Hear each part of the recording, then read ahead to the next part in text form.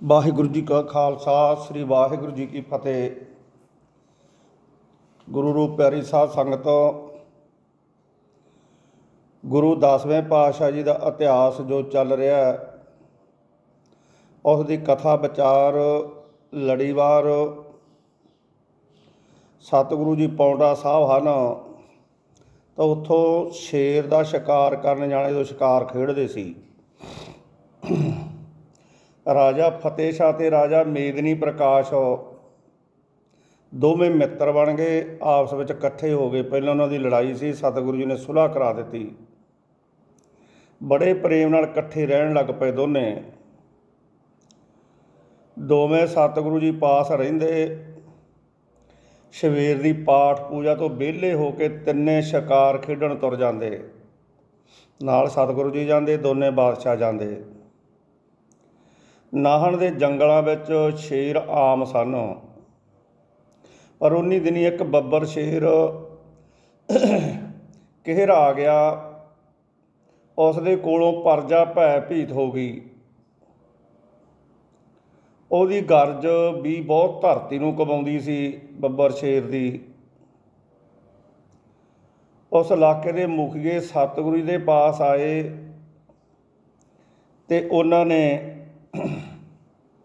ਬੇਨਤੀ ਕੀਤੀ ਕਿ ਸੱਚੇ ਪਾਤਸ਼ਾਹ, ਉਹਦਾ ਸ਼ਿਕਾਰ ਕਰਨ, ਉਹ ਨੇਕਾਂ ਜੀਆਂ ਦਾ ਖੂਨ ਕਰ ਰਿਹਾ ਹੈ। ਸਾਰੀ ਬਾਹਰ ਵਿੱਚ ਹਾਹਾਕਾਰ ਮੱਚੀ ਹੋਈ ਹੈ, ਘਰਾਂ ਦੇ ਵਿੱਚ, ਲੋਕਾਂ ਦੇ ਪਿੰਡਾਂ ਵਿੱਚ ਉਸ ਸ਼ੇਰ ਦੀ। ਉਹਨਾਂ ਦੀ ਪੁਕਾਰ ਸੁਣ ਕੇ ਸਤਿਗੁਰੂ ਜੀ ਨੇ ਅਗਲੇ ਦਿਨ ਰਾਜਾ ਫਤਿਹ ਸ਼ਾਹ ਅਤੇ ਰਾਜੇ ਮੇਦਨੀ ਪ੍ਰਕਾਸ਼ ਨੂੰ ਨਾਲ ਲੈ ਕੇ ਉਸ ਸ਼ੇਰ ਨੂੰ ਮਾਰਨ ਦੀ ਤਿਆਰੀ ਕਰ ਲਈ। ਹਾਥੀ ਉੱਤੇ ਸਵਾਰ ਹੋ ਕੇ ਜੰਗਲ ਵਿੱਚ ਪੁੱਜੇ। ਨਾਲ ਘੋੜਿਆਂ ਉੱਤੇ ਚੰਗੇ ਜਵਾਨ ਵੀ ਸਨ। ਸ਼ੇਰ ਦੂਰੋਂ ਆਇਆ, ਉਹ ਆਦਮੀਆਂ ਕੋਲੋਂ ਨਹੀਂ ਸੀ ਡਰਦਾ। ਉਸਨੇ ਨੇਕਾਂ ਸ਼ਿਕਾਰੀ ਮਾਰੇ ਸੀ। ਉਸ ਨੂੰ ਹੌਸਲਾ ਬਹੁਤ ਸੀ। ਜਦੋਂ ਸ਼ੇਰ ਸਾਹਮਣੇ ਆਇਆ ਤਾਂ ਸਤਿਗੁਰੂ ਜੀ ਹਾਥੀ ਤੋਂ ਉਤਰ ਪਏ। ਬਹੁਤ ਸਾਰੇ ਹੈਰਾਨ ਹੋਏ, ਕਿਉਂਕਿ ਕੋਈ ਪੁਰਸ਼ ਹੌਸਲਾ ਨਹੀਂ ਸੀ ਕਰਦਾ ਉਸ ਸ਼ੇਰ ਦੇ ਮੂਹਰੇ। ਸਤਿਗੁਰੂ ਜੀ ਸਾਹਮਣੇ ਹੋ ਕੇ ਉਤਰ ਕੇ ਹਾਥੀ ਤੋਂ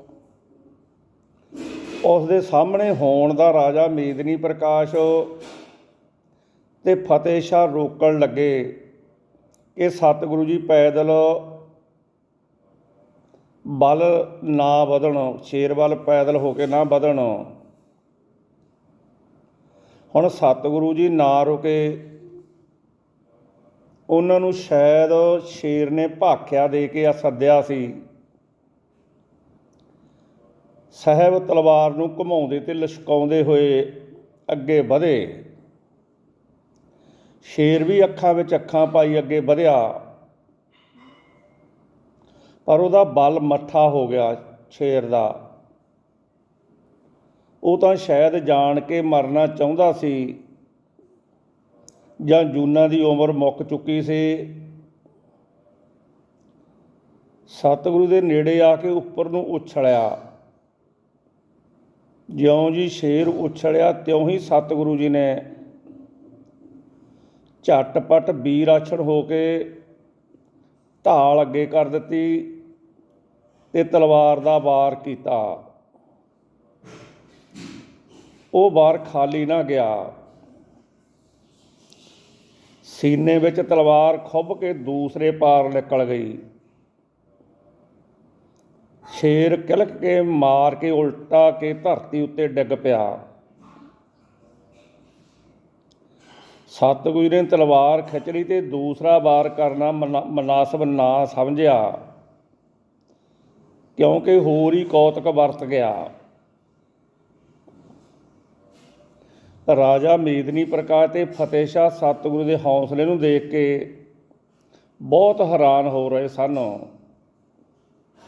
ਐਸੇ ਹੌਸਲੇ ਤੇ ਬਲ ਵਾਲਾ ਪੁਰਸ਼ ਉਹਨਾਂ ਕਦੇ ਨਹੀਂ ਸੀ ਦੇਖਿਆ, ਪਰ ਸੁਣਿਆ ਸੀ ਜਾਂ ਪੁਰਾਣਾਂ ਦੀਆਂ ਕਥਾਵਾਂ ਸੁਣੀਆਂ ਹੋਈਆਂ ਸਨ।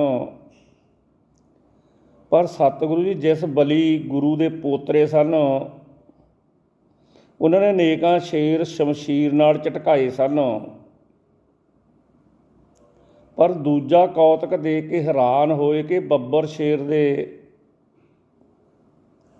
ਧਰਤ ਉੱਤੇ ਡਿੱਗਣ ਸਾਰ ਸ਼ੇਰ ਸਿੰਘ ਰੂਪ ਤੋਂ ਨੇ ਮਨੁੱਖ ਰੂਪ ਉਸੇ ਤਰ੍ਹਾਂ ਧਾਰਨ ਕਰ ਲਿਆ, ਜਿਵੇਂ ਜਟਾਊ ਗਿੱਧ ਰੂਪ ਤੋਂ ਮਨੁੱਖ ਰੂਪ ਧਾਰਨ ਕਰਕੇ ਸ੍ਰੀ ਰਾਮਚੰਦਰ ਤੇ ਲਛਮਣ ਜੀ ਨੂੰ ਸੀਤਾ ਦਾ ਪਤਾ ਦਿੱਤਾ ਅਤੇ ਰਾਵਣ ਨਾਲ ਆਪਣੇ ਹੋਏ ਯੁੱਧ ਦਾ ਹਾਲ ਦੱਸਿਆ। ਇਸ ਤਰ੍ਹਾਂ ਮਨੁੱਖਾ ਰੂਪ ਧਾਰ ਕੇ ਖੜ ਗਿਆ। ਸ਼ੇਰ ਦੀ ਆਤਮਾ ਨੇ ਇੱਕ ਪ੍ਰਾਚੀਨ ਰਾਜੇ ਦਾ ਰੂਪ ਧਾਰਨ ਕਰ ਲਿਆ। ਬਹੁਤ ਸੁੰਦਰ ਸਰੀਰ ਤੇ ਸੀਸ ਉੱਤੇ ਰਾਜ ਮੁਕਟ ਸੀ। ਸੈਨਿਕ ਤੇ ਦੋਵੇਂ ਰਾਜੇ ਇਹ ਹਾਲ ਦੇਖ ਕੇ ਤੇ ਰਾਜੇ ਦਾ ਚਿੱਤਰ ਦੇਖ ਕੇ, ਸ਼ਕਲ ਦੇਖ ਕੇ ਇੰਨੇ ਹੈਰਾਨ ਹੋਏ ਕਿ ਉਹ ਬਸਮਾਦ ਦੀ ਹਾਲਤ ਵਿੱਚ ਪੁੱਜ ਗਏ ਵੀ ਇੰਨੇ ਉਹਨਾਂ ਦੇ ਬੁੱਲ ਨਾ ਫੜ ਕੇ ਉਹ ਝਮਕ ਅੱਖਾਂ ਨਾਲ ਬਿੱਟ ਬਿੱਟ ਤੱਕਦੇ ਰਹੇ। ਸ਼ੇਰ ਦੀ ਆਤਮਾ ਰੂਪ ਰਾਜੇ ਨੇ ਸਤਿਗੁਰੂ ਜੀ ਅੱਗੇ ਹੱਥ ਜੋੜ ਕੇ ਨਮਸਕਾਰ ਕੀਤੀ।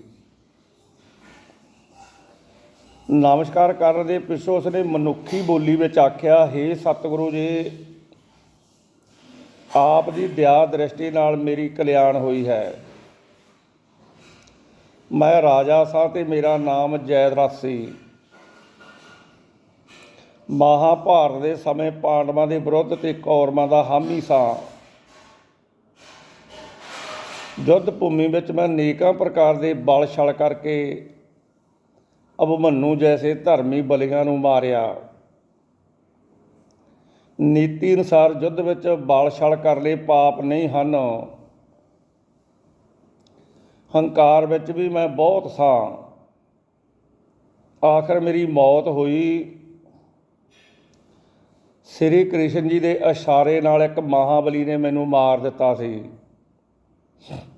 ਯੁੱਧ ਵਿੱਚ ਮਰਨ ਪਿੱਛੋਂ ਮੈਂ ਐਸੀਆਂ ਜੂਨਾਂ ਵਿੱਚ ਪਿਆ ਜੋ ਮਾਸਾਹਾਰੀ ਹਨ। ਮਹਾਭਾਰਤ ਤੋਂ ਹੁਣ ਤੱਕ ਮੈਂ ਅਨੇਕਾਂ ਜੂਨਾਂ ਵਿੱਚ ਜਨਮ ਲਿਆ ਹੈ। ਮੈਨੂੰ ਸ਼ਰਾਪ ਸੀ ਕਿ ਕਲਯੁੱਗ ਵਿੱਚ ਮੇਰੀ ਕਲਿਆਣ ਹੋਵੇਗੀ। ਮੈਨੂੰ ਕਹਿੰਦਾ ਸ਼ਰਾਪ ਲੱਗਿਆ ਸੀ ਰਾਜਾ ਜੈਦਰਥ ਦਾ ਵੀ ਤੇਰੀ ਕਲਯੁੱਗ ਦੇ ਵਿੱਚ ਕਲਿਆਣ ਹੋਊਗੀ। ਜਦੋਂ ਕਿ ਭਗਵਾਨ ਕਿਸੇ ਨਾ ਕਿਸੇ ਰੂਪ ਵਿੱਚ ਜਨਮ ਲੈਣਗੇ। ਕਹਿੰਦਾ ਇਸ ਤਰ੍ਹਾਂ ਮੈਨੂੰ ਸੋਝੀ ਹੋਈ। ਉਹਨਾਂ ਦੇ ਹੱਥੋਂ ਪਸ਼ੂ ਜੂਨ ਵਿੱਚੋਂ ਛੁਟਕਾਰਾ ਪਾਵਾਂਗਾ। ਮੈਂ ਧੰਨਵਾਦ ਕਰਦਾ ਹਾਂ। ਬਹੁਤ ਮਿਹਰ ਹੋਈ। ਹੁਣ ਮੈਂ ਮੁੜ ਸਵਰਗਪੁਰੀ ਵਿੱਚ ਜਾਣ ਯੋਗ ਹੋ ਗਿਆ ਹਾਂ। ਪਸ਼ੂ ਜੂਨ ਵਿੱਚ ਬਹੁਤ ਦੁੱਖ ਉਠਾਏ ਮੈਂ, ਬੜੇ ਦੁੱਖ ਝੱਲੇ। ਇਹ ਆ ਕੇ ਉਸਨੇ ਨਮਸਕਾਰ ਕੀਤੀ। ਇਹਨਾਂ ਨੂੰ ਦੇਵਤੇ ਫੁੱਲਾਂ ਦਾ ਵਿਵਾਨ ਲੈ ਕੇ ਆ ਗਏ ਅਤੇ ਉਸ ਵਿੱਚ ਬਿਠਾ ਕੇ ਰਾਜਾ ਜੈਦਰਥ ਸਵਰਗਪੁਰੀ ਨੂੰ ਚਲਿਆ ਗਿਆ। ਸਵਰਗਪੁਰੀ ਨੂੰ ਜਾਂਦਾ ਹੋਇਆ ਦੂਰ ਤੱਕ ਸਤਿਗੁਰੂ ਜੀ ਨੂੰ ਨਜ਼ਰ ਆਉਂਦਾ ਰਿਹਾ, ਪਰ ਹੋਰ ਕਿਸੇ ਨੂੰ ਨਾ ਦਿਸਿਆ। ਸਾਰੇ ਕੌਤਕ ਵਿੱਚੋਂ ਰਾਜੇ ਮੇਦਨੀ ਪ੍ਰਕਾਸ਼ ਅਤੇ ਰਾਜੇ ਫਤਿਹ ਸ਼ਾਹ ਨੇ ਸਤਿਗੁਰੂ ਜੀ ਦੇ ਅੱਗੇ ਨਮਸਕਾਰ ਕੀਤੀ ਅਤੇ ਆਖਿਆ, ਹੇ ਦਾਤਾ, ਹੇ ਵਾਹਿਗੁਰੂ, ਆਪ ਪ੍ਰਤੱਖ ਭਗਵਾਨ ਰੂਪ ਹੋ। ਆਪ ਜੀ ਦੀ ਮਹਿਮਾ ਦਾ ਅੰਤ ਨਹੀਂ ਆ ਸਕਦਾ। ਧੰਨ ਹੋ। ਆਪ ਦੀ ਦਇਆ ਦ੍ਰਿਸ਼ਟੀ ਅਸਾਂ 'ਤੇ ਸਦਾ ਰਹਿਣੀ ਚਾਹੀਦੀ ਹੈ। ਆਪ ਤਾਂ ਪਸ਼ੂਆਂ ਨੂੰ ਵੀ ਤਾਰ ਰਹੇ ਹੋ, ਅਸਾਂ ਨੂੰ ਤਾਂ ਭਵ ਸਾਗਰ ਤੋਂ ਪਾਰ ਕਰਨਾ ਹੀ ਹੈ। ਰਾਜ ਕਾਜ ਕਰਦਿਆਂ ਹੋਇਆਂ ਕਈ ਹੰਕਾਰ ਦੀਆਂ ਗੱਲਾਂ ਹੋ ਗਈਆਂ ਹੋਣਗੀਆਂ। ਸ਼ਾਇਦ ਕਿਸੇ ਨਾਲ ਅਨਿਆਏ ਵੀ ਹੋ ਗਿਆ ਹੋਵੇ। ਇਸ ਵਾਸਤੇ ਅਸਾਂ ਦੀਆਂ ਭੁੱਲਾਂ ਬਖਸ਼ ਕੇ ਪਸ਼ੂ ਪ੍ਰੇਤ ਜੂਨੀ ਤੋਂ ਸਾਨੂੰ ਬਚਾਉਣਾ। ਸਤਿਗੁਰੂ ਜੀ ਨੇ ਬਚਨ ਕੀਤਾ, ਸਤ ਸੰਗਤ ਵਿੱਚ ਬੈਠ ਕੇ ਵਾਹਿਗੁਰੂ ਦਾ ਸਿਮਰਨ ਕਰਿਆ ਕਰੋ। ਵਾਹਿਗੁਰੂ ਦਾ ਸਿਮਰਨ ਹੀ ਕਲਿਆਣ ਕਰ ਸਕਦਾ ਹੈ। ਸਾਧ ਸੰਗਤ ਦੀ ਸੇਵਾ ਕਰਿਆ ਕਰੋ। ਧਰਮ ਦਾ ਖਿਆਲ ਰੱਖੋ। ਕਿਸੇ ਨਾਲ ਧੱਕਾ ਤੇ ਅਨਿਆਏ ਨਾ ਕਰੋ। ਸਾਹਿਬਾਂ ਨੇ ਹੁਕਮ ਨਾਲ ਕਿਹਰ ਬੱਬਰ ਸ਼ੇਰ ਦੀ ਲੋਥ ਨੂੰ ਚੁਕਵਾ ਲਿਆ, ਪੌਂਟੇ ਲੈ ਆਂਦਾ। ਸਾਰੇ ਬਾਹਰੇ ਦੇ ਪਹਾੜੀਏ ਦੇ ਕੇ ਬਹੁਤ ਖੁਸ਼ ਹੋਏ। ਸਤਿਗੁਰੂ ਦੀ ਬਹਾਦਰੀ ਤੇ ਆਤਮਿਕ ਸ਼ਕਤੀ ਦੀ ਬਹੁਤ ਚਰਚਾ ਹੋਣ ਲੱਗ ਪਈ। ਇਹਦਾ ਸਾਧ ਸੰਗਤ ਸਤਿਗੁਰੂ ਜੀ ਨੇ ਸ਼ੇਰ ਮਾਰਿਆ ਪੌਂਟੇ ਦੇ ਵਿੱਚ। ਹੁਣ ਪੀਰ ਬੁੱਧੂ ਸ਼ਾਹ ਨੇ ਗੁਰੂ ਜੀ ਦੇ ਦਰਸ਼ਨ ਕਰਨ ਆਉਣੇ ਪੌਂਟਾ ਸਾਹਿਬ। ਹੁਣ ਮੁਗਲਾਂ ਦੀ ਹਕੂਮਤ ਹੋਣ ਕਰਕੇ ਮੁਸਲਮਾਨ ਫਕੀਰ ਬਹੁਤ ਸਨ। ਉਹਨਾਂ ਫਕੀਰਾਂ ਵਿੱਚੋਂ ਬਹੁਤ ਗਿਣਤੀ ਤਾਂ ਰੋਟੀਆਂ ਖਾਣ ਵਾਲਿਆਂ ਦੀ ਸੀ। ਥੋੜ੍ਹੀ ਗਿਣਤੀ ਦੇ ਫਕੀਰ ਸਨ ਜੋ ਸੱਚੀ ਖੁਦਾ ਦੀ ਭਗਤੀ ਕਰਨ ਵਾਲੇ ਅਤੇ ਦੁਨੀਆ ਨੂੰ ਖੁਦਾ ਰੂਪ ਸਮਝਣ ਵਾਲੇ ਸਨ। ਨੇਕ ਫਕੀਰਾਂ ਵਿੱਚ ਬੁੱਧੂ ਸ਼ਾਹ ਸੰਢੌਰੇ ਦਾ ਵਸਨੀਕ ਸੀ। ਇਸ ਦੀ ਮਾਲੀ ਹਾਲਤ ਬਹੁਤ ਚੰਗੀ ਸੀ ਪੀਰ ਬੁੱਧੂ ਸ਼ਾਹ ਦੀ, ਕਿਉਂਕਿ ਇਹ ਇੱਕ ਤਕੜਾ ਜੰਗੀਰਦਾਰ ਸੀ। ਇਸ ਦੇ ਨਾਲ ਬਹੁਤ ਸਾਰੇ ਚੇਲੇ ਮੁਰੀਦ ਰਹਿੰਦੇ ਸਨ ਜੋ ਬਹੁਤ ਬਲੀ ਅਤੇ ਸੂਰਮੇ ਅਤੇ ਲੜਾਕੇ ਸਨ।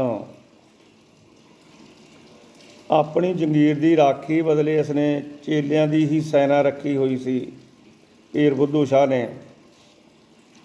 ਹੁਣ ਬੁੱਧੂ ਸ਼ਾਹ ਨੂੰ ਪਤਾ ਲੱਗਾ ਕਿ ਸਤਿਗੁਰੂ ਨਾਨਕ ਦੇਵ ਜੀ ਦੀ ਗੁਰਗੱਦੀ 'ਤੇ ਉਹਨਾਂ ਦਾ 10ਵਾਂ ਰੂਪ ਸਤਿਗੁਰੂ ਗੋਬਿੰਦ ਸਿੰਘ ਮਹਾਰਾਜ ਜੀ ਬੈਠੇ ਹਨ, ਜਿਨ੍ਹਾਂ ਦੇ ਪਾਸ ਬਰਕਤਾਂ ਅਤੇ ਰਿੱਧੀਆਂ ਸਿੱਧੀਆਂ ਉਸੇ ਤਰ੍ਹਾਂ ਹਨ ਜਿਵੇਂ ਸਤਿਗੁਰੂ ਨਾਨਕ ਦੇਵ ਜੀ ਦੇ ਪਾਸ ਸਨ। ਉਹ ਗੁਰੂ ਘਰ ਦਾ ਸ਼ਰਧਾਲੂ ਸੀ, ਕਿਉਂਕਿ ਸਤਿਗੁਰਾਂ ਦੇ ਸਿਧਾਂਤ ਜਗਤ ਜੀਵਾਂ ਦੇ ਭਲੇ ਵਾਸਤੇ ਹਨ। ਪਿਆਰ, ਲੋਕ ਸੇਵਾ, ਪਰਮਾਤਮਾ ਦਾ ਸਿਮਰਨ, ਪਰਮਾਤਮਾ ਤੋਂ ਬਿਨਾਂ ਦੇਵੀ ਦੇਵਤਿਆਂ ਨੂੰ ਨਾ ਮੰਨਣਾ, ਹੋਰ ਪ੍ਰਾਣੀ ਨਾਲ ਹਿੱਤ ਕਰਨਾ, ਗੁਰਮਤਿ ਦੇ ਕੁਝ ਮੁਖੀ ਅਸੂਲ ਸਨ। ਬੁੱਧੂ ਸ਼ਾਹ ਮਜ਼ਹਬੀ ਤਸ਼ੱਬਵੀ ਆਦਮੀ ਨਹੀਂ ਸੀ। ਉਹ ਹਿੰਦੂ ਪਰਜਾ ਨਾਲ ਵੀ ਬਹੁਤ ਪ੍ਰੇਮ ਕਰਦਾ ਸੀ। ਉਸ ਦੇ ਹੱਥੋਂ ਜਾਂ ਉਹਨਾਂ ਦੀ ਜ਼ਬਾਨੋਂ ਕਦੀ ਕਿਸੇ ਹਿੰਦੂ ਨਾਰੀ ਪੁਰਖ ਨੂੰ ਕੋਈ ਦੁੱਖ ਨਹੀਂ ਸੀ ਮਿਲਿਆ। ਉਹ ਬਹੁਤ ਹੀ ਨੇਕ ਖੁਦਾ ਦਾ ਬੰਦਾ ਸੀ। ਰਾਤ ਦਿਨੇ ਭਗਤੀ ਕਰਦਾ ਰਹਿੰਦਾ ਸੀ। ਪੀਰ ਬੁੱਧੂ ਸ਼ਾਹ ਨੂੰ ਪਤਾ ਲੱਗਾ ਸਤਿਗੁਰੂ ਜੀ ਉਹਦੇ ਨੇੜੇ ਹੀ ਆ ਰਹੇ ਸਨ, ਕਿਉਂਕਿ ਸੰਢੌਰਾ ਨਾਹਣ ਦੇ ਨੇੜੇ ਹੀ ਜ਼ਿਲ੍ਹਾ ਅੰਬਾਲਾ ਵਿੱਚ ਹੈ। ਉਹ ਮੁਰੀਦਾਂ ਨੂੰ ਨਾਲ ਲੈ ਕੇ ਸਤਿਗੁਰੂ ਦੇ ਦਰਸ਼ਨ ਕਰਨ ਵਾਸਤੇ ਸੰਢੌਰੇ ਨੂੰ ਚੱਲ ਪਿਆ। ਬੜੀ ਤਾਂਘ ਨਾਲ ਉਹ ਪੌਂਟੇ ਪੁੱਜਿਆ। ਅੱਗੇ ਸਤਿਗੁਰੂ ਜੀ ਸਬੱਬ ਨਾਲ ਜਮਨਾ ਕਿਨਾਰੇ ਖਲੋਤੇ ਹੋਏ ਜਮਨਾ ਦੀਆਂ ਰੰਗ ਬਿਰੰਗੀਆਂ ਲਹਿਰਾਂ ਵੱਲ ਵੇਖ ਰਹੇ ਸਨ। ਹੁਣ ਪੀਰ ਜੀ ਨੇ ਨਮਸਕਾਰ ਕੀਤੇ।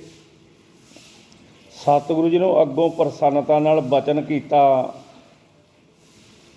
ਆਓ ਪਿਆਰਿਓ, ਚਿਰਾਂ ਦੇ ਵਿਛੜੇ ਸਬੱਬ ਨਾਲ ਮਿਲੇ ਹਾਂ। ਪਿਆਰ ਅਮਰ ਹੈ, ਇਸ ਦਾ ਅੰਤ ਜੀਵਨ ਦੇ ਬਦਲ ਨਾਲ ਹੀ ਨਹੀਂ ਹੁੰਦਾ। ਹੁਣ ਪੀਰ ਬੁੱਧੂ ਸ਼ਾਹ ਇਸ ਅਨੁਭਵ ਨੂੰ ਸਮਝ ਗਿਆ, ਪਰ ਉਹਦੇ ਮੁਰੀਦ ਨਾ ਸਮਝੇ। ਉਹਨਾਂ ਦਾ ਗਿਆਨ ਥੋੜ੍ਹਾ ਸੀ। ਉਹਨਾਂ ਦੀਆਂ ਅੱਖਾਂ ਅੱਗੇ ਤੋਂ ਸਬਬ ਦੀਆਂ ਲਹਿਰਾਂ ਸਨ। ਉਹ ਰੋਜ਼ ਸੁਣਦੇ ਸਨ ਕਿ ਖੁਦਾ ਇੱਕ ਹੈ, ਸਾਰਾ ਜਗਤ ਉਸਦੀ ਕਿਰਤ ਹੈ। ਪਰ ਹਿੰਦੂਆਂ ਨੂੰ ਖੁਦਾ ਦੇ ਪੁੱਤਰ ਤੇ ਆਪਣੇ ਭਰਾ ਨਹੀਂ ਸਨ ਸਮਝਦੇ। ਉਹਨਾਂ ਚੇਲਿਆਂ ਨੇ ਜਦੋਂ ਦੇਖਿਆ ਕਿ ਉਹਨਾਂ ਦਾ ਪੀਰ ਇੱਕ ਹਿੰਦੂ ਸੰਤ ਦੇ ਅੱਗੇ ਨਮਸਕਾਰ ਕਰ ਰਿਹਾ ਹੈ, ਫਿਰ ਪੀਰ ਵੀ ਮਾਮੂਲੀ ਨਹੀਂ ਸਗੋਂ ਸਾਜਦ ਸੈਯਦ ਹੈ, ਜੋ ਉੱਚੀ ਕੁਲ ਦੇ ਸਤਿਕਾਰੇ ਹੋਏ ਮੁਸਲਮਾਨਾਂ ਵਿੱਚੋਂ ਹੈ। ਸਾਰੇ ਉਸ ਨੂੰ ਖੁਦਾ ਦੀਆਂ ਬਰਕਤਾਂ ਵਾਲਾ ਬਲੀ ਸਮਝਦੇ ਸੈਯਦ ਬੁੱਧੂ ਪੀਰ ਸ਼ਾਹ ਆਖਦੇ ਹਨ। ਇਹਨਾਂ ਕੀ ਲੋੜਾ ਮਾਰਿਆ ਪੀਰ ਬੁੱਧੂ ਸ਼ਾਹ ਨੇ, ਜੋ ਇੱਕ ਹਿੰਦੂ, ਦੂਸਰਾ ਛੋਟੀ ਉਮਰ ਦਾ, ਤੀਸਰਾ ਸਾਧੂ ਵੀ ਗ੍ਰਸਤੀ। ਐਸੇ ਪੁਰਸ਼ ਨੂੰ ਇੱਕ ਪੀਰ ਸੈਯਦ ਕਰੇ, ਸਜਦਾ ਕਰੇ, ਇਹ ਕਿਵੇਂ ਹੋ ਸਕਦਾ ਹੈ? ਇੱਕ ਮਨ ਚਲੇ ਚੇਲੇ ਨੇ ਆਖ ਹੀ ਦਿੱਤਾ।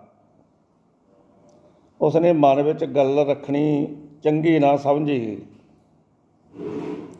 ਉਸਨੇ ਕਿਹਾ, ਪੀਰ ਜੀ, ਅਸੀਂ ਹੈਰਾਨ ਹਾਂ ਕਿ ਸ਼ਾਇਦ ਕਬੀਲੇ ਵਿੱਚੋਂ ਹੋ ਕੇ ਤੁਸੀਂ ਇੱਕ ਹਿੰਦੂ ਨੂੰ ਸਜਦਾ ਕੀਤਾ। ਇਹ ਕਿਉਂ ਕੀਤਾ? ਕੀ ਇਹ ਗੱਲ ਪੀਰੀ ਤੇ ਇਸਲਾਮ ਦੀ ਨਰਾਦਰੀ ਨਹੀਂ? ਹੁਣ ਪੀਰ ਬੁੱਧੂ ਸ਼ਾਹ ਮੁਸਕਰਾ ਪਿਆ, ਖੁਸ਼ ਹੋਇਆ। ਉਸਨੇ ਗੁੱਸਾ ਨਹੀਂ ਕੀਤਾ। ਉਹ ਗੁੱਸਾ ਕਰਨ ਵਾਲੀ ਹਾਲਤ ਵਿੱਚ ਨਹੀਂ ਸੀ। ਉਹ ਤਾਂ ਪਿਆਰ ਵਿੱਚ ਭਿੱਜ ਗਿਆ ਸੀ। ਉਸਨੇ ਕਿਹਾ ਆਪਦੇ ਚੇਲੇ ਨੂੰ, ਇਹ ਹਿੰਦੂ ਨਹੀਂ, ਇਹ ਖੁਦਾ ਹਨ, ਭਗਵਾਨ ਹੈ। ਪਿਆਰ, ਸੇਵਾ, ਕੁਰਬਾਨੀ ਦੇ ਨਹੀਂ ਹਨ। ਇਹਨਾਂ ਦੀ ਤੇ ਮੇਰੀ ਅੱਗੇ ਦੀ ਸਾਂਝ ਹੈ। ਅੱਜ ਨਹੀਂ ਅਸੀਂ ਮਿਲੇ, ਅੱਗੇ ਵੀ ਸਾਡੀ ਸਾਂਝ ਹੈ। ਅੱਜ ਦੀ ਨਹੀਂ, ਜੁੱਗਾਂ ਤੋਂ ਮੈਂ ਇਹਨਾਂ ਦਾ ਚੇਲਾ ਪ੍ਰੇਮੀ ਹਾਂ। ਇਹਨਾਂ ਦੇ ਚਰਨਾਂ ਦੀ ਧੂੜ ਲੈ ਦੇ ਅੱਖਾਂ ਨੂੰ ਲਾਈਏ ਤਾਂ 14 ਤਬਕ ਨਜ਼ਰ ਆਉਂਦੇ ਹਨ। ਇਹ ਮੇਰੇ ਮਾਹੀ ਹਨ, ਪ੍ਰੀਤਮ ਹਨ। ਮੇਰੀ ਆਤਮਾ ਇਹਨਾਂ ਨੂੰ ਭਾਲਦੀ ਹੋਈ ਦੀਵਾਨੀ ਹੋ ਰਹੀ ਸੀ। ਇਹ ਚੰਦ ਹਨ ਤੇ ਮੈਂ ਚਕੋਰ ਹਾਂ। ਇਹਨਾਂ ਪਾਸ ਨਾਮ ਰੂਪੀ ਅੰਮ੍ਰਿਤ ਦੀ ਸਵੰਤੀ ਬੂੰਦ ਹੈ। ਉਸ ਨੂੰ ਪ੍ਰਾਪਤ ਕਰਨ ਵਾਸਤੇ ਜੀਵ ਆਤਮਾ ਤੜਫਦਾ ਰਹਿੰਦਾ ਹੈ। ਤਸੱਵੁਫ ਦੀ ਪੱਟੀ ਅੱਖਾਂ ਤੋਂ ਖੁੱਲ੍ਹ ਕੇ ਧਿਆਨ ਨਾਲ ਦੇਖੋ, ਜ਼ਰੂਰ ਦੇਖੋ। ਇਹੋ ਹਨ ਖੁਦਾ, ਕੁਦਰਤ ਦਾ ਸੱਚਾ ਜੀਵਨ, ਸਾਰੀਆਂ ਰਿਧੀਆਂ ਸਿਧੀਆਂ। ਉਹ ਨੂਰ ਜਿਹੜਾ ਮੂਸੇ ਨੇ ਕੋਹ ਤੂਰ ਪਹਾੜ 'ਤੇ ਦੇਖਿਆ ਸੀ। ਉਹ ਬਲ ਜਿਹੜਾ ਸੁਲੇਮਾਨ ਪੈਗੰਬਰ ਦੇ ਸਾਰੇ ਕਾਰਜ ਸਵਾਰਦਾ ਰਿਹਾ ਸੀ। ਇਸ ਵਾਸਤੇ ਮੈਂ ਭੁੱਲ ਨਹੀਂ ਕਰ ਰਿਹਾ, ਭੁੱਲ ਤੁਸੀਂ ਕਰ ਰਹੇ ਹੋ, ਜਿਨ੍ਹਾਂ ਦੇ ਹਿਰਦਿਆਂ ਦੇ ਵਿੱਚ ਭਰਮ ਦੀ ਗੰਢ ਵੱਜੀ ਹੋਈ ਹੈ। ਸੈਯਦ ਪੀਰ ਬੁੱਧੂ ਸ਼ਾਹ ਦੀ ਜ਼ਬਾਨੋਂ ਐਸੇ ਬਚਨ ਸੁਣ ਕੇ ਚੇਲੇ ਹੈਰਾਨ ਤੇ ਸ਼ਰਮਿੰਦੇ ਹੋ ਗਏ। ਉਸ ਸਮੇਂ ਦਾਤੇ ਸਤਿਗੁਰੂ ਜੀ ਨੇ ਉਹਨਾਂ ਚੇਲਿਆਂ 'ਤੇ ਦਇਆ ਦ੍ਰਿਸ਼ਟੀ ਕੀਤੀ। ਇੱਕ ਵਾਰੀ ਨਿਗਾਹ ਭਰ ਕੇ ਤੱਕਿਆ। ਉਸ ਤੱਕਣੀ ਦੇ ਨਾਲ ਉਹਨਾਂ ਦੇ ਸਤਿਗੁਰੂ ਦੇ ਚਰਨ ਕਮਲਾਂ ਦੀ ਧੂੜੀ ਲੈ ਕੇ ਮੱਥੇ ਉੱਤੇ ਲਾਈ, ਨੈਣਾਂ ਨੂੰ ਲਾਈ। ਬਸ ਉਹ ਵੀ ਦੀਵਾਨੇ ਹੋ ਗਏ। ਉਹਨਾਂ ਨੂੰ ਵੀ ਸਤਿਗੁਰੂ ਜੀ ਪ੍ਰਤੱਖ ਖੁਦਾ ਰੂਪ ਦਿਸੇ। ਉਹ ਖੁਦਾ ਜਿਸ ਦੇ ਦੀਦਾਰਿਆਂ ਬਦਲੇ ਉਹਨਾਂ ਨੇ ਘਰ ਘਾਟ ਦਾ ਤਿਆਗ ਕੀਤਾ ਸੀ। ਸਾਰੇ ਦੁੱਖ ਛੱਡੇ ਸਨ ਤੇ ਸੈਯਦ ਪੀਰ ਬੁੱਧੂ ਸ਼ਾਹ ਪੀਰ ਮੰਨ ਕੇ ਉਹਦੀ ਸੇਵਾ ਕਰਦੇ ਸਨ। ਉਹਦੇ ਇਸ਼ਾਰੇ ਉੱਤੇ ਜਾਨ ਵਾਰਨ ਨੂੰ ਤਿਆਰ ਸਨ। ਪੀਰ ਨੂੰ ਵੀ ਮਿਲ ਗਿਆ ਤੇ ਚੇਲਿਆਂ ਨੂੰ ਵੀ ਉਹੀ ਖੁਦਾ ਮਿਲ ਗਿਆ। ਹੁਣ ਉਹ ਚਰਨ ਕਿਉਂ ਛੱਡਣ? ਹੁਣ ਤਾਂ ਪਤੰਗੇ ਵਾਂਗ ਨੂਰ ਦੀ ਛਮਾ ਉੱਤੇ ਜਾਨਾਂ ਵਾਰਨਗੇ। ਰਾਜੇ ਲੋਕ ਹੋਰ ਹੈਰਾਨ ਹੋਏ। 18 ਸਾਲ ਦੀ ਆਜੂ ਦਾ ਗੱਭਰੂ ਪਰ ਪੈਰੀਂ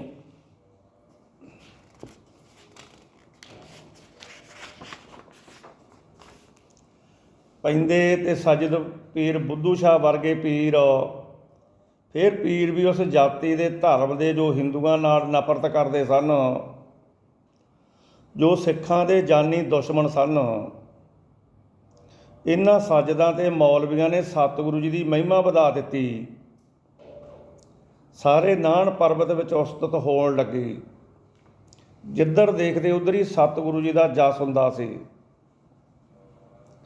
ਸੈਯਦ ਪੀਰ ਬੁੱਧੂ ਸ਼ਾਹ ਦੇ ਉਹਦੇ ਚੇਲੇ ਸਤਿਗੁਰੂ ਜੀ ਦੀ ਹਜ਼ੂਰੀ ਵਿੱਚ ਰਹਿਣ ਲੱਗੇ। ਹੁਣ ਇਸ ਤਰ੍ਹਾਂ ਸਾਧ ਸੰਗਤ ਬਹੁਤ ਗਹਿਮਾ ਗਹਿਮੀ ਹੋਣ ਲੱਗ ਪਈ ਸਤਿਗੁਰੂ ਜੀ ਦੇ ਪਾਉਂਟਾ ਸਾਹਿਬ ਦੇ ਵਿੱਚ, ਜਿੱਥੇ ਸਤਿਗੁਰੂ ਜੀ ਰਹਿੰਦੇ ਸੀ। ਹੁਣ ਪੀਰ ਬੁੱਧੂ ਸ਼ਾਹ ਦੇ 500 ਚੇਲੇ ਨੇਕਾਂ ਉੱਥੇ ਰਹਿਣ ਲੱਗ ਪਏ। ਰਾਜੇ ਬਾਦਸ਼ਾਹ ਰਹਿਣ ਲੱਗ ਪਏ, ਉਹਨਾਂ ਦੀਆਂ ਫੌਜਾਂ ਅਤੇ ਸਿੱਖ। ਕਿੰਨਾ ਮੇਲਾ ਭਰਿਆ ਹੋਊਗਾ ਪਾਉਂਟਾ ਸਾਹਿਬ ਦਾ। ਹੁਣ ਉੱਥੇ ਸਾਧ ਭਰੇ ਹੋਏ ਮੇਲੇ ਦੇ ਵਿੱਚ ਰਾਮ ਰਾਏ ਜੀ ਦਾ ਸਤਿਗੁਰੂ ਜੀ ਨੂੰ ਮਿਲਣਾ। ਹੁਣ ਜਿਹੜਾ ਰਾਮ ਰਾਏ ਸੀ, ਇਹ ਵੀ ਭਤੀਜਾ ਲੱਗਦਾ ਸੀ ਸਤਿਗੁਰੂ ਜੀ ਤੇ ਰਾਮ ਰਾਏ ਦਾ। ਅਤੇ ਇਸ ਤਰ੍ਹਾਂ ਉਹ ਮਿਲਣਾ ਚਾਹੁੰਦਾ ਸੀ, ਕਿਉਂਕਿ 7ਵੇਂ ਪਾਤਸ਼ਾਹ ਨੇ ਉਹਨਾਂ ਨੂੰ ਕਿਹਾ ਸੀ, ਜਿੱਧਰੇ ਆਇਆ ਅਤੇ ਉੱਧਰ ਹੀ ਮੁੜ ਜਾ, ਤੂੰ ਬਾਣੀ ਬਦਲੀ ਹੈ। ਹੁਣ ਉਹ ਸਤਿਗੁਰੂ ਜੀ ਨੂੰ ਮਿਲਣਾ ਚਾਹੁੰਦਾ। ਹੁਣ ਰਾਮ ਰਾਏ ਜੀ ਸਤਿਗੁਰੂ ਹਰ ਰਾਏ ਸਾਹਿਬਾਂ ਜੀ ਦਾ ਵੱਡਾ ਸਾਹਿਬਜ਼ਾਦਾ ਸੀ। ਗੁਰਗੱਦੀ ਨਾ ਮਿਲਣ ਕਰਕੇ ਉਹ ਗੁਰੂ ਘਰ ਦੀ ਵਿਰੋਧਤਾ ਕਰਦਾ ਰਿਹਾ।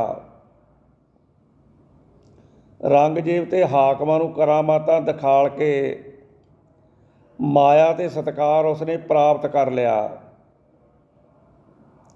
ਮੈਸੂਰੀ ਪਰਬਤ ਦੇ ਹੇਠਾਂ ਹਰੀ ਭਰੀ ਦੂਨ ਵਾਦੀ ਵਿੱਚ ਸੁੰਦਰ ਡੇਰਾ ਬਣਾਇਆ ਹੋਇਆ ਅਤੇ ਉਹ ਉੱਥੇ ਰਹਿਣ ਲੱਗਿਆ ਸੀ।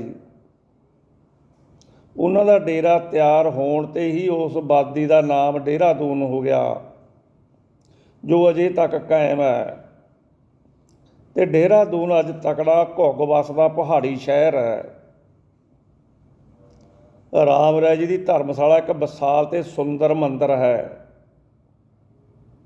ਜਿਸ ਦੇ ਨਾਮ ਲੱਖਾਂ ਰੁਪਈਆਂ ਦੀ ਸਾਲਾਨਾ ਜਗੀਰ ਹੈ। ਉਹਨਾਂ ਦੇ ਸਿੱਖ ਸੇਵਕ ਅਜੇ ਵੀ ਉਸ ਅਸਥਾਨ ਦੀ ਸੇਵਾ ਕਰਦੇ ਹਨ।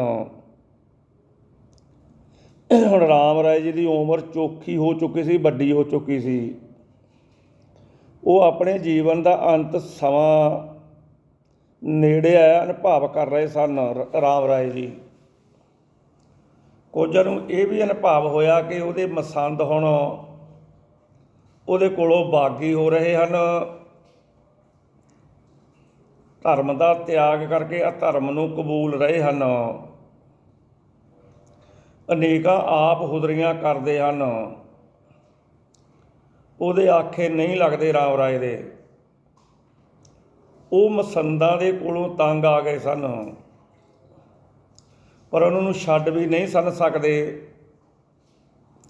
ਸਿਆਣੇ ਕਹਿੰਦੇ ਹਨ, ਦੁੱਖ ਸਮੇਂ ਮਨੁੱਖ ਨੂੰ ਆਪਣੇ ਚੇਤੇ ਆਉਂਦੇ ਆ, ਫਿਰ ਆਪਦੇ ਬੰਦੇ ਚੇਤੇ ਆਉਂਦੇ ਆ ਦੁੱਖ ਵੇਲੇ। ਰਾਮ ਰਾਏ ਜੀ ਨੂੰ ਯਾਦ ਆ ਗਿਆ ਕਿ ਸਤਿਗੁਰੂ ਨਾਨਕ ਦੇਵ ਜੀ ਦੀ ਗੁਰਗੱਦੀ ਬਰਕਤਾਂ ਵਾਲੀ ਹੈ। ਉਹਦੀ ਵਿਰੋਧਤਾ ਕਰਕੇ ਜੀਵਨ ਭਰ ਉਸਨੇ ਕੀ ਖੱਟਿਆ, ਪਛਤਾਉਣ ਲੱਗ ਗਿਆ। ਧੀਰਮਲ ਦੇ ਆਖੇ ਲੱਗ ਕੇ ਨੇਕਾਂ ਭੁੱਲਾਂ ਕੀਤੀਆਂ, ਉਹਨਾਂ ਨੂੰ ਬਖਸ਼ਾਉਣਾ ਚਾਹੀਦਾ ਹੈ। ਦੂਸਰੇ ਗੁਰੂ ਗੋਬਿੰਦ ਰਾਏ ਜੀ ਨੇੜੇ ਆਏ ਹੋਏ ਹਨ। ਜੇ ਹੁਣ ਦਰਸ਼ਨ ਕੀਤੇ ਜਾਣ ਤਾਂ ਚੰਗਾ ਹੋਵੇਗਾ। ਫਿਰ ਕੋਈ ਓਪਰੇ ਨਹੀਂ, ਆਪਣੇ 'ਤੇ ਪੂਜਨੀਕ ਹਨ। ਸਤਿਗੁਰੂ ਜੀ ਰਾਮ ਰਾਏ ਜੀ ਦੇ ਚਾਚਾ ਜੀ ਲੱਗਦੇ ਸਨ। ਹੁਣ ਰਾਮ ਰਾਏ ਜੀ ਨੇ ਆਪਣੇ ਮਸੰਦਾਂ ਨਾਲ ਸਲਾਹ ਕੀਤੀ ਕਿ ਉਹ ਸਤਿਗੁਰੂ ਜੀ ਦੇ ਦਰਸ਼ਨ ਕਰਨਾ ਚਾਹੁੰਦੇ ਹਨ, ਪਰ ਮਸੰਦਾਂ ਨੇ ਹੌਸਲੇ ਨਾਲ ਖੁੱਲ੍ਹ ਨਾ ਦਿੱਤੀ। ਹਾਂ ਕੀਤੀ, ਪਰ ਝਿਜਕ ਕੇ। ਅੰਤ ਇਹ ਫੈਸਲਾ ਹੋਇਆ ਕਿ ਮੁਲਾਕਾਤ ਨਾ ਦੇਹਰਾਦੂਨ ਹੋਵੇ ਅਤੇ ਨਾ ਪਾਉਂਟੇ ਸਾਹਿਬ ਦੀ ਹੋਵੇ, ਸਗੋਂ ਵਿਚਾਲੇ ਜਮਨਾ ਕਿਨਾਰੇ ਕਿਸੇ ਸਥਾਨ ਉੱਤੇ ਹੋਵੇ। ਚੰਗਾ ਤਾਂ ਇਹ ਹੈ ਕਿ ਜਮਨਾ ਪੱਤਣ ਉੱਤੇ ਬੇੜੀ ਵਿੱਚ ਮੁਲਾਕਾਤ ਹੋਵੇ। ਮਸੰਦ ਵਿਰੋਧਤਾ ਕਰਦੇ ਸਨ, ਪਰ ਰਾਮ ਰਾਏ ਦਾ ਮਨ ਸਤਿਗੁਰੂ ਜੀ ਦੇ ਦਰਸ਼ਨ ਕਰਨ ਵਾਸਤੇ ਕਾਹਲਾ ਪੈ ਰਿਹਾ ਸੀ। ਉਹਨਾਂ ਨੇ ਕਿਹਾ, ਕੁਝ ਵੀ ਹੋਵੇ ਮੈਂ ਦਰਸ਼ਨ ਕਰਨਾ ਚਾਹੁੰਦਾ ਹਾਂ। ਉਹ ਮੇਰੇ ਚਾਚਾ ਜੀ ਹਨ, ਸਤਿਗੁਰੂ ਨਾਨਕ ਦੇਵ ਜੀ ਦਾ ਰੂਪ ਹਨ, ਉਹਨਾਂ ਨੂੰ ਨਮਸਕਾਰਨਾ ਕੋਈ ਹਰਜ ਨਹੀਂ। ਇਉਂ ਸੋਚ ਕੇ ਉਸਨੇ ਸਤਿਗੁਰੂ ਜੀ ਦੇ ਵੱਲ ਪੱਤਰਕਾ ਲਿਖ ਦਿੱਤੀ। ਉਸ ਪੱਤਰਕਾ ਦੇ ਵਿੱਚ ਲਿਖਿਆ, ਪਿਆਰੇ ਤੇ ਪੂਜਨੀਕ ਚਾਚਾ ਜੀ, ਮੈਂ ਆਪ ਦੇ ਦਰਸ਼ਨ ਕਰਨਾ ਚਾਹੁੰਦਾ ਹਾਂ। ਮੈਨੂੰ ਧੀਰ ਮਲ ਨਾ ਸਮਝਣਾ। ਮੇਰੇ ਕੋਲੋਂ ਜੋ ਭੁੱਲਾਂ ਹੋਈਆਂ ਹਨ ਉਹਨਾਂ ਦੀ ਮੈਂ ਖਿਮਾ ਮੰਗਦਾ ਹਾਂ। ਮੈਂ ਸਤਿਗੁਰੂ ਨਾਨਕ ਦੇਵ ਜੀ ਦੇ ਚਰਨਾਂ ਦੇ ਹੋਰ ਨੇੜੇ ਆਉਣਾ ਚਾਹੁੰਦਾ ਹਾਂ। ਮੈਨੂੰ ਦਰਸ਼ਨ ਕਰਨ ਦੀ ਆਗਿਆ ਬਖਸ਼ੋ।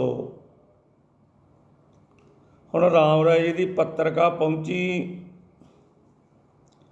ਉਸ ਪੱਤਰਕਾ ਨੂੰ ਪੜ੍ਹ ਕੇ ਸਤਿਗੁਰੂ ਜੀ ਬਹੁਤ ਖੁਸ਼ ਹੋਏ, ਕਿਉਂਕਿ ਉਹ ਵਿਛੜਿਆਂ ਨੂੰ ਮੇਲਣ ਵਾਲੇ ਸਤਿਗੁਰੂ ਜੀ ਸਨ। ਉਹਨਾਂ ਨੇ ਉਸੇ ਵੇਲੇ ਰਾਮ ਰਾਏ ਵੱਲ ਪੱਤਰਕਾ ਦਾ ਉੱਤਰ ਪੱਤਰਕਾ ਦੇ ਵਿੱਚ ਹੀ ਦਿੱਤਾ ਤੇ ਆਖਿਆ, ਦੁਨਿਆਵੀ ਰਿਸ਼ਤੇਦਾਰੀ ਭਾਵੇਂ ਕੁਝ ਹੈ, ਪਰ ਆਪ ਉਮਰ ਵਿੱਚ ਅਸਾਂ ਨਾਲੋਂ ਵੱਡੇ ਹੋ। ਵੱਡਿਆਂ ਨੂੰ ਮਿਲ ਕੇ ਬਹੁਤ ਪ੍ਰਸੰਨਤਾ ਹੋਵੇਗੀ। ਆਵੋ ਜੀ ਸਦਕੇ ਆਵੋ, ਜਿੱਥੇ ਚਾਹੁੰਦੇ ਹੋ ਅਸੀਂ ਉਸੇ ਸਥਾਨ ਉੱਤੇ ਪੁੱਜ ਜਾਵਾਂਗੇ। ਚਿੱਤ ਅਸਾਂ ਦਾ ਵੀ ਬਹੁਤ ਕਰਦਾ ਸੀ ਕਿ ਆਪ ਨੂੰ ਮਿਲੀਏ, ਪਰ ਅਕਾਲ ਪੁਰਖ ਨੇ ਮੇਲ ਦਾ ਕੋਈ ਢੋਅ ਨਹੀਂ ਸੀ ਲਾਇਆ। ਬਹੁਤ ਚੰਗਾ ਹੋ ਗਿਆ ਕਿ ਆਪ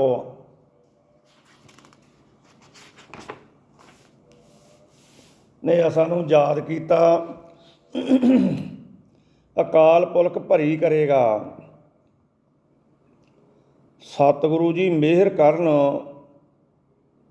ਮੁੜਦੇ ਹੱਥ ਰਾਮ ਰਾਏ ਜੀ ਨੂੰ ਪੱਤਰਕਾ ਮਿਲ ਗਈ। ਹੁਣ ਦਰਸ਼ਨ ਕਰਨ ਦੀ ਆਗਿਆ ਮਿਲਣ 'ਤੇ ਬਹੁਤ ਖੁਸ਼ ਹੋਇਆ ਰਾਮ ਰਾਏ।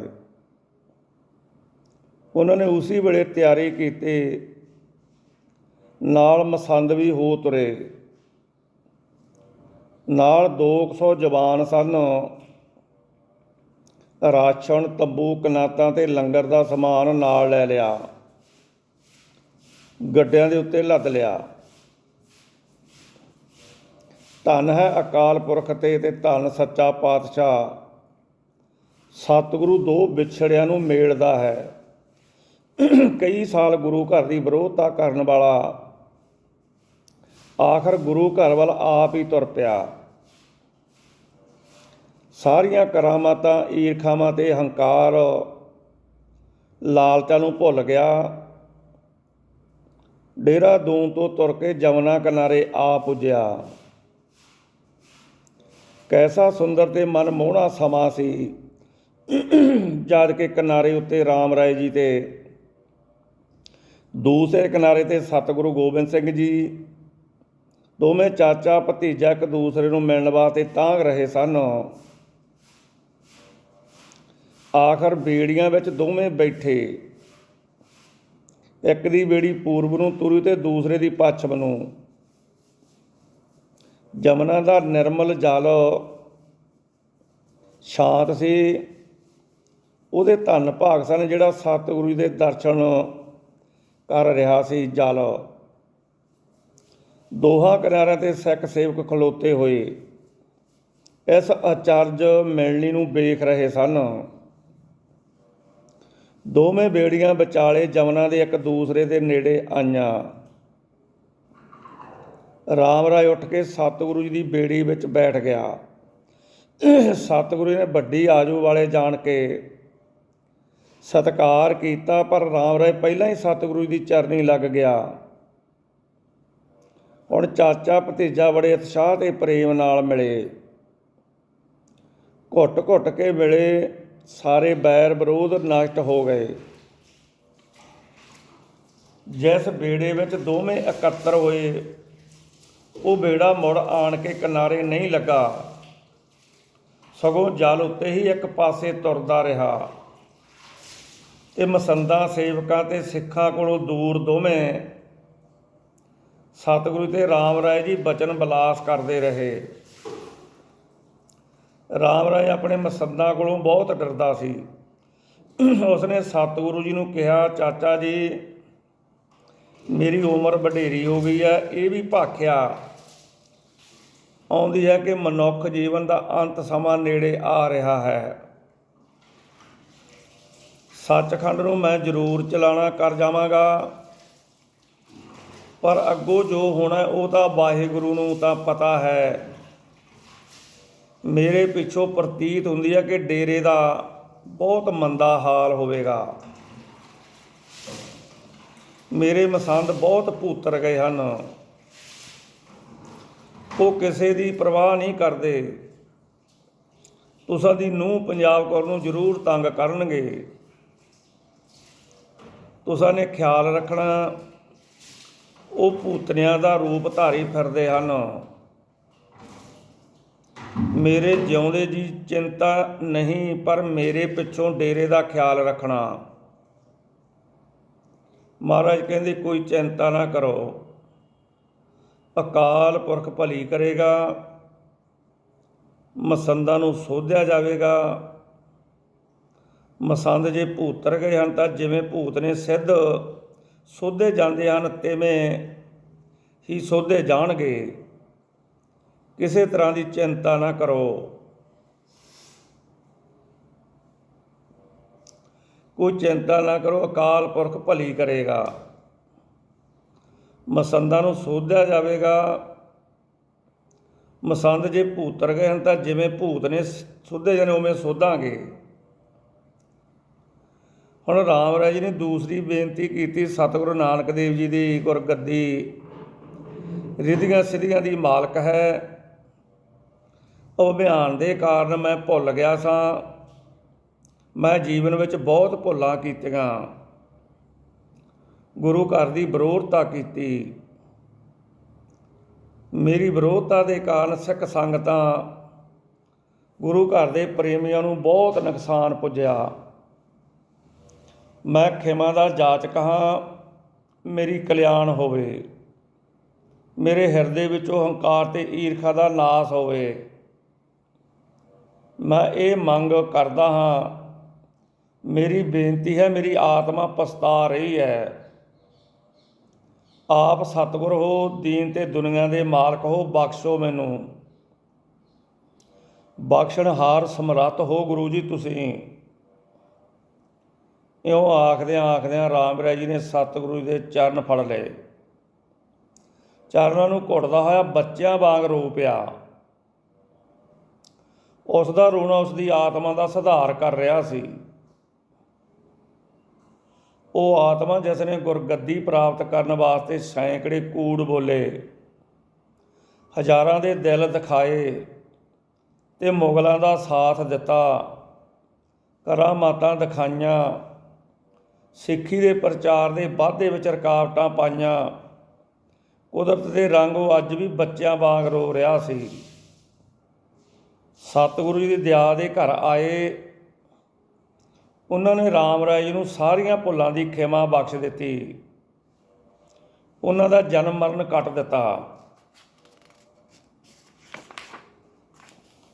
ਅੱਗਾ ਸਵਾਰ ਦਿੱਤਾ। ਤੜਫਦੇ ਹਿਰਦੇ ਨੂੰ ਸ਼ਾਂਤੀ ਬਖਸ਼ੀ। ਦੋਹਾਂ ਨੇ ਰੱਜ ਕੇ ਗੱਲਾਂ ਕੀਤੀਆਂ ਤੇ ਮੁੜ ਆਪੋ ਆਪਣੀਆਂ ਬੇੜੀਆਂ ਵਿੱਚ ਆ ਗਏ। ਹੁਣ ਸਤਿਗੁਰੂ ਜੀ ਦੇ ਮਸੰਦ ਸਿੱਖ ਸੇਵਕ ਤਾਂ ਸਤਿਗੁਰੂ ਜੀ ਤੋਂ ਰਾਮ ਰਾਏ ਜੀ ਵੱਲ ਤੱਕਦੇ ਰਹੇ, ਜਿਵੇਂ ਚਕੋਰ ਚੰਦ ਵੱਲ ਤੱਕਦਾ ਹੈ। ਪਰ ਰਾਮ ਰਾਏ ਜੀ ਦੇ ਮਸੰਦਾਂ ਨੇ ਸਤਿਗੁਰੂ ਜੀ ਵੱਲ ਪਿੱਠ ਕਰ ਛੱਡੀ। ਉਹਨਾਂ ਨੇ ਸਤਿਗੁਰੂ ਜੀ ਦੇ ਦਰਸ਼ਨ ਨਾ ਕੀਤੇ। ਹੰਕਾਰੀ ਤੇ ਅਗਿਆਨੀਆਂ ਨੇ ਨਰਕਾਂ ਨੂੰ ਜਾਣ ਦਾ ਵਸੀਲਾ ਤਿਆਰ ਕਰ ਲਿਆ। ਸਤਿਗੁਰੂ ਜੀ ਵੱਲ ਪਿੱਠ ਨਾ ਕੀਤੀ, ਸਗੋਂ ਆਪਣੀ ਕਲਿਆਣ ਵੱਲ ਪਿੱਠ ਕੀਤੀ। ਸਤਿਗੁਰੂ ਦੇ ਦਰਸ਼ਨ ਕਰਕੇ ਜਿੱਥੇ ਬੇੜੇ ਤਾਰਨੇ ਸੀ ਉੱਥੇ ਜੀਵਨ ਬੜੇ ਡੋਬੇ। ਉਹਨਾਂ ਦਾ ਗੁਰੂ ਰਾਮ ਰਾਏ ਤਾਂ ਆਪਣੇ ਜੀਵਨ ਬੇੜੇ ਨੂੰ ਤਾਰ ਗਿਆ, ਪਰ ਉਸਦੇ ਮਸੰਦ ਪਿੱਛੋਂ ਜੀਵਨ ਬੇੜੇ ਨੂੰ ਡੋਬ ਗਏ।